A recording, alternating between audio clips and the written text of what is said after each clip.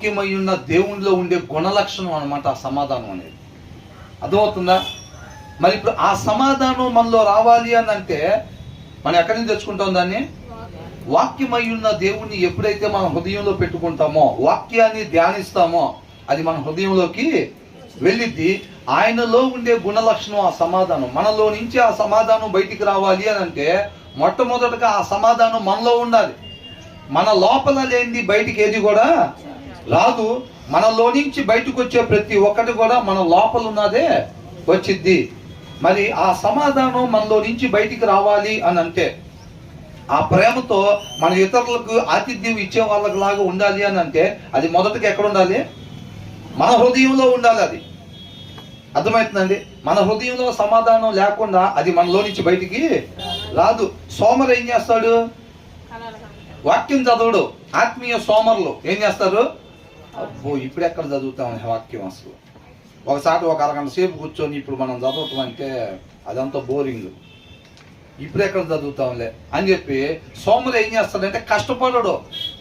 వాక్యాన్ని తీసుకొని ఒళ్ళొంచి కష్టపడడు. ఇక్కడ లంకెల బిందులు ఉన్నాయి అంటే ఏం చేస్తారు? శుభ్రంగా బాసిపట్టలు వేసుకొని చిన్న పులుగు ఒకటి తెచ్చుకొని ఏం చేస్తారు?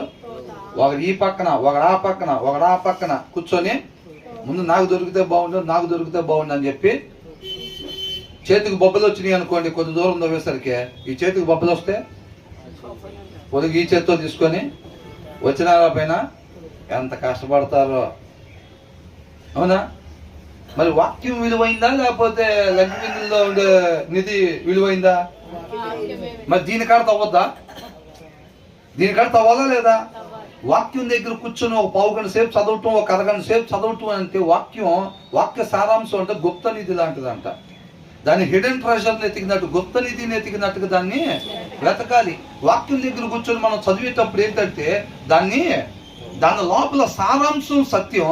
ఆ సత్యం మనల్ని చూడాలండి. ఇటు చూడాలి. మీరు ఒకరు చూస్తారు, అది చెప్పే కదా పోయినసారి, ఒక ఆయనకి అక్కడ నుంచొని పైకి చూస్తూ ఉంటే రెండో ఆయన వచ్చి ఏంటి నన్ను చూస్తున్నాడు అని చెప్పి ఈయన కూడా చూస్తున్నాడు.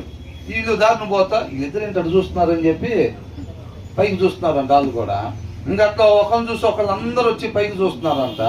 ఏం చూస్తున్నారు? ఏమో నాకు ఇది ఆయన చూస్తున్నాడు, ఆయన చూస్తున్నాడు, ఆయన చూస్తున్నాడు. ఇంతకు పట్టి ఆయన దగ్గరికి పోయింది వ్యవహారం.